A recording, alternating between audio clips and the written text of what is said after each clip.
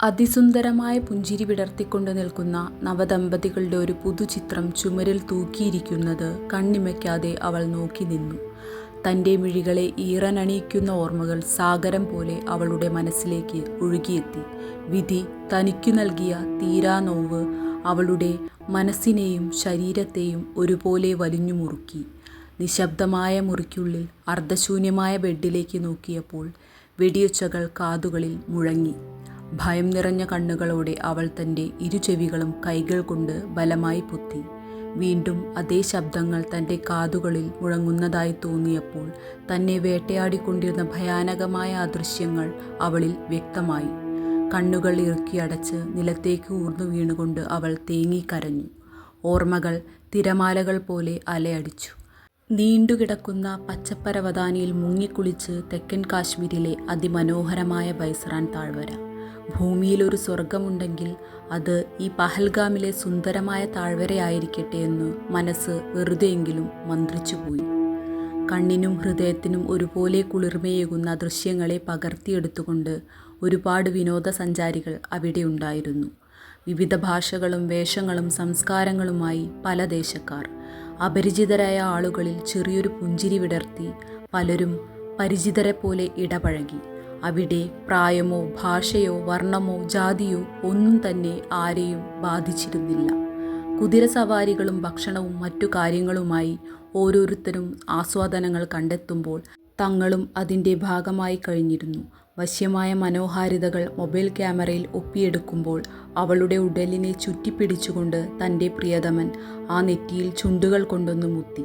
ആ മധുവിധു യാത്രയിൽ തനിക്ക് ഏറ്റവും മനോഹരമായ നിമിഷങ്ങളിൽ ഒന്നായിരിക്കും അതെന്ന് അവൾ വിശ്വസിച്ചു. എന്നാൽ പെട്ടെന്നായിരുന്നു വലിയൊരു മുഴക്കത്തോടെയുള്ള ശബ്ദം കാതുകളിൽ പതിഞ്ഞതും ആളുകൾ ചിതറിയോടിയതും.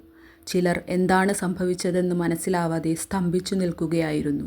ദൂരെ നിന്നും നിറത്തോക്കുകളുമായി വെടിയുതിർത്തുകൊണ്ട് ആളുകളെ ലക്ഷ്യമാക്കി വരുന്ന 4 ചെറുപ്പക്കാർ. മുഖം തുണികൊണ്ട് മറച്ചുവെച്ച അതിലൊരു ഭീകരരൂപം നിലം പതിച്ച് ചോരയിൽ വാർന്നു കിടക്കുന്ന അല്പം പ്രായം ചെന്ന ഒരു മനുഷ്യനോട് എന്തോ പറഞ്ഞുകൊണ്ട് ആ നെഞ്ചിലേക്ക് വെടിയുതിർത്തു. അലറിക്കരഞ്ഞുകൊണ്ടൊരു മകൾ അദ്ദേഹത്തിനരികിലേക്ക് പാഞ്ഞെടുത്തു. പ്രിയപ്പെട്ട ആ ജീവനെ നോക്കി വിലപിക്കുന്ന അവളുടെ കരങ്ങളെ ചുറ്റിപ്പിടിച്ച് ഒരു കുഞ്ഞു പൈതലും എന്താണ് സംഭവിക്കുന്നതെന്നറിയാതെ തേങ്ങിക്കരഞ്ഞു. ക്രൂരമായൊരു നോട്ടം അവരിൽ പതിപ്പിച്ച് മരണഭയത്താൽ ഓടിയൊളിക്കുന്നവരെ വേട്ടയാടി പിടിക്കാൻ അവൻ ഓടിയകന്നു. പുരുഷന്മാരെ തേടിപ്പിടിച്ച് അർദ്ധനഗ്നരാക്കി അവരുടെ നെഞ്ചിലേക്ക് വെടിയുണ്ടകൾ തുളച്ചു കയറി. നിമിഷനേരം കൊണ്ട് ശാന്തസുന്ദരമായ പഹൽഗാം ചോരക്കറ പുരണ്ട കലാപഭൂമിയായി. ആ നരഭോജികളുടെ തോക്കിനു മുൻപിൽ വന്നുപെട്ടവരുടെ ജീവനുകൾ വെറും മതത്തിൻ്റെ പേരിൽ പിടയുന്നത് ഭയം നിറഞ്ഞ കണ്ണുകളോടെ എല്ലാവരും കണ്ടുനിന്നു. ക്രൂരമുഖവുമായി ഒരുവൻ തങ്ങളുടെ അരികിലേക്ക് തോക്കു ചൂണ്ടിക്കൊണ്ട് പാഞ്ഞെത്തി. അർദ്ധനഗ്നനാക്കിയ തൻ്റെ പ്രിയതമൻ്റെ നെഞ്ചിലേക്ക് എന്തോ പുലമ്പിക്കൊണ്ട് വെടിയുതിർത്തു. ശിരസ് മുതൽ പാദം വരെ വിറയ്ക്കുന്ന ഉടലുമായി അലറി പിടിച്ചുകൊണ്ടവൾ അവനരികിലിരുന്നു. സ്വബോധം നഷ്ടപ്പെട്ട് മരവിച്ച മനസ്സുമായി വിലപിക്കുന്ന ആ സഹോദരിയുടെ കണ്ണുകളിൽ നിന്നുള്ള നീർക്കണങ്ങൾക്ക് അവരെ ഭസ്മമാക്കുന്നതിനുള്ള തീഷ്ണതയുണ്ടായിരുന്നു. വീണ്ടും വെടിയൊച്ചകൾ കേട്ടു. ഓരോ മുഴക്കത്തിലും ജീവനുകൾ ഒന്നൊന്നായി പിടഞ്ഞു വീണു. സ്വന്തം ജീവനേക്കാളുപരി തൻ്റെ പ്രിയപ്പെട്ടവരുടെ സംരക്ഷണത്തിനായി പലരും ശ്രമിച്ചുകൊണ്ടിരുന്നു. ജാതിമത ഭേദമന്യേ ആളുകൾ പരസ്പരം രക്ഷാകവചമൊരുക്കി. പക്ഷേ ആ ശ്രമങ്ങളെല്ലാം തന്നെ വിഫലമായിരുന്നു. ഭീകരാന്തരീക്ഷം സൃഷ്ടിക്കുന്നവർക്കിടയിലേക്ക് ഓടിയെടുത്ത ഒരു സഹോദരൻ തോക്കുകൾ ബലമായി പിടിച്ചുമാറ്റി. എന്നാൽ തങ്ങൾക്ക് മറയായി നിൽക്കുന്നവരെയെല്ലാം അവർ കൊന്നൊടുക്കി. മറ്റുള്ളവരുടെ സുരക്ഷയ്ക്കായി സ്വന്തം ജീവൻ പോലും നോക്കാതെ പാഞ്ഞെടുത്ത ഒരു മനുഷ്യൻ്റെ മൃത്യുവിനും ആ കലാപഭൂമി സാക്ഷിയായി. തെക്കൻ കാശ്മീരിൻ്റെ ബൈസറാൻ വാലിയെ പിടിച്ചുകുലുക്കിയ പൈശാചികമായ ആ ആക്രമണത്തിൽ പ്രതികരിച്ച് മണിക്കൂറുകൾക്കകം നിയമപാലകരും മാധ്യമങ്ങളും രംഗത്ത് വന്നു. 2025 ഏപ്രിൽ 22 ഇന്ത്യയുടെ സമാധാനത്തിനും സഹിഷ്ണുതയ്ക്കും എതിരായ ഒരു ആക്രമണ ദിനമായി മാറി. ഇന്ത്യൻ ജനതയ്ക്കൊപ്പം മറ്റു ലോകരാഷ്ട്രങ്ങളും അനുശോചനങ്ങൾ അറിയിക്കുമ്പോൾ ജീവൻ പൊലിഞ്ഞ ശരീരങ്ങളെ എല്ലാ ആദരവോടുകൂടിയും യാത്രയാക്കുകയായിരുന്നു. ഉറ്റവരെയും ഉടയവരെയും നഷ്ടപ്പെട്ട് വിലപിക്കുന്ന കുടുംബങ്ങൾക്കിടയിൽ മധുവിധു തുടങ്ങും മുൻപ് ജീവൻ വെടിഞ്ഞ തൻ്റെ പ്രിയതമനെയും ഓർത്ത് അവളുടെ മനസ്സും വിമ്പി. നിശബ്ദമായ ആ മുറിയിലിരുന്ന് ഇറുക്കിയടച്ച കണ്ണുകളെ അവൾ പതിയെ തുറന്നു.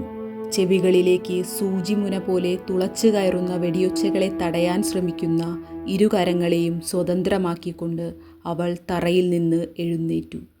കനിഞ്ഞിറങ്ങുന്ന സൂര്യൻ്റെ കിരണങ്ങളിൽ നിന്നുള്ള സ്വർണതുല്യമായ പ്രകാശം ജനലഴികളിലൂടെ ഈറനണിഞ്ഞ അവളുടെ കണ്ണുകളെ തൊട്ടുതഴുകി. ദൂരെയൊരു ക്ഷേത്രത്തിൽ നിന്ന് സന്ധ്യാകീർത്തനങ്ങൾ ഉയർന്നു. അതേസമയം തൊട്ടടുത്തുള്ള മസ്ജിദിൽ നിന്നും പ്രാർത്ഥനയുടെ ശബ്ദങ്ങളും മുഴങ്ങി.